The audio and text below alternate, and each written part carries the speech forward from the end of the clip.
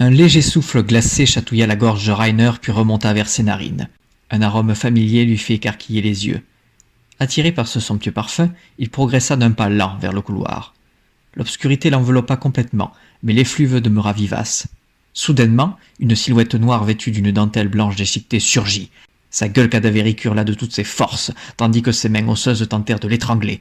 Rainer se débattit, puis asséna un uppercut foudroyant à la diablesse. Elle recula un bref instant et revint à la charge, plus hargneuse que jamais. Emporté par l'élan de son adversaire, l'inspecteur tomba violemment à la renverse. Enragé, la perfide commença par dévorer la chair du bras gauche. La victime riposta en conséquence, à grands coups de poing assénés à une cadence formidable.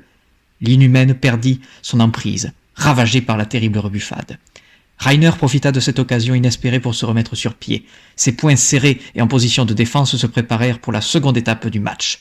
Mais, quelque peu éreintée, la sorcière ne revint pas à la charge. Étonnamment, sa bouche embourbée de sang lui adressa un sourire malicieux avant de s'évanouir dans l'ombre.